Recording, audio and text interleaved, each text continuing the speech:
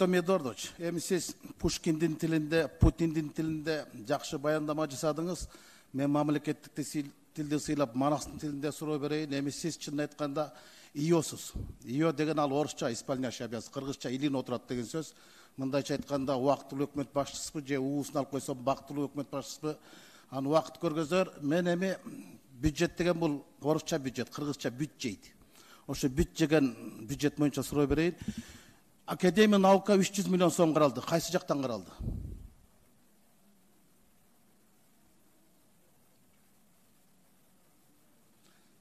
Билбесе, билим министри сиз билесизби? Бул боюнча жолугушууда сөз гана болду, азыр чечиле элек бул маселе. Кандай сөз гана болду? 300 миллион сом техникалык базасына деп Садыр Нуркожоевич айтып кетти. 2020-да жок, 21-де жок.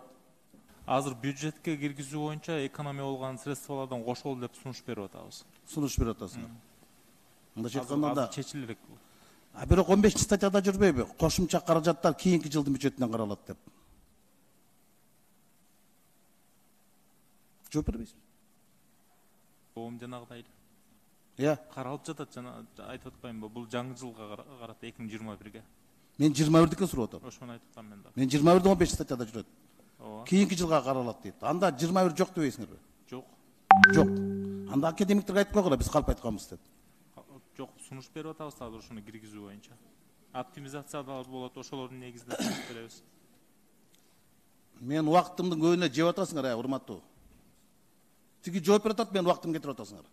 Экинчи суроо, жанагы 1 миллиард 200 миллион карадыңар да, насия алгандардан, кредит алгандардан февралга чейин кайсы жактан карадыңар? Скальчановекович, 2021 жылга азыр биз сунуш берип атабыз. Бюджетный комитеттин дагы корутундусу болгон. Кийинки жылга 2 миллиард сомго чейин киреше бөлүгүн көбөйтүү боюнча. Биздин азыркы прогнозубуз жана неналоговый поступление деп коет. Налог эмес каражаттар ошол жерден биз Кыялбек Белекович, бюджет деген бул закон так бар же жок деп айтпайсыңарбы? Бар. Сунуш кылып атабыз, карап атабыз. Экинчи окууга киргизип келебиз биз. Экинчи окууга киргизип келсиңер да.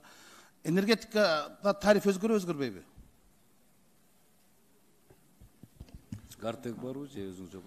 Уважаемый Сергей Ильич, пока вопрос по тарифу на энергетику не стоит. Рахмат, түшүндүм. Артем Эдуардович, кече ошо Айгүл деген дагы ошо стат немеңер айтыптыр, тариф өзгөрбөйт деп. Бирок нарын барганда убада берип келбедиңерби? Май айында алабыз чектөөлөрдү деп. Бул кандай болуп калат? Айтып койгула да. Комуз менен угуз албасаңар да добуш менен угуз кылат. Нарын эл күтүп отурат да. Чынында эле премьер-министр Нарынга болгон иш сапарында эл менен жолугушууда айткан, бул лимитти алып салуу боюнча айтылган. Ошол эле мезгилде бул боюнча совещание топтодук. Бул жерде мына Гартектин эмеси башчысы да турат. Бул боюнча совещание топтоп сүйлөштүк. Ар тараптуу алып көргөндө бүгүнкү күндө электроэнерго компаниялардагы энерго сектор өзү дагы мындайчасын айтканда араң жашап атабыз деп атат да азырчы. Ошол эле мезгилде биз мүмкүн лимитти көбөйтүрсөк болот экен да. Бул биринчи вариант. Экинчи вариант, биринчи этап бул население, экинчи производственно-промышленный предприятие, үчүнчүсү болсо крупный жанагы месторождениялар менен майнинг центрлерди киргизе турган болсок, биз 3 сом 50 түйүндөн 4 сомго чейин бааны көтөрөлү деп атабыз аларгачы. Ошонун негизинде Кудай буйруса биз бул бардыгын выравнивать этип алат экенбиз. Бул бир. Экинчи маселе, Каракөл ГЭСин куруу боюнча биз бүгүнкү күндө бардык проекттер, технико-экономический обоснованиялар дайын. Муну Кудай буйруса өкмөт өзүнүн күчү менен баштайбыз. Андан сырткары биз дагы бир амбициозный планды коюп атабыз астыга. Мына Камбар ата ГЭСи боюнча муну жанагы статус национальный деген статусту берип, улуттук деген статусту берип туруп, Кудай буйруса, эгер бюджетке ошо заложить этсек, жанагы жолун, инфраструктурасын быйыл баштап кое турган болсок, Кудай буйруса, дүйнөгө мындайчасын айтканда, бүгүнкү заманбап технологиялардын артынан дүйнөдөгү инвесторлорду чакырып, Кудай буйруса, ошол Камбар ата бирди дагы кура турган болсок, касса бирди дагы биз ушуну менен ушунун алкагында полностью алып кетсек болот экен. Плюс чакан ГЭСтерди Кудай буйруса кура баштайбыз. Рахмат. Муштууда эле мени ишендирип койдуңуз. Эми ГЭСти кантип курабыз билбейм, тез курабыздын баары камалып кетти го.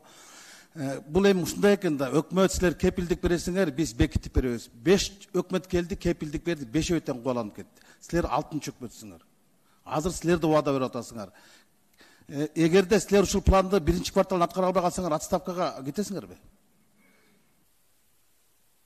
10 секунд. Мына 1-чи кварталда силер 40 миллиард сом келишиңер, чогултушуңар керек да, кирешем 160. Эгер аткарбасаңар, апрелде отчет менен келесиңер, отставкага сурай берсем болобу силерди. Кепилдик берип коелочу, биз бекитип берейик. Уважаемый Раскельдыч Шенебекович, вы знаете, что на 10 число назначены выборы президента Крымской Республики. На сегодняшний день премьер-министр приостановил свои полномочия для того, чтобы пойти на выборы без использования административного ресурса.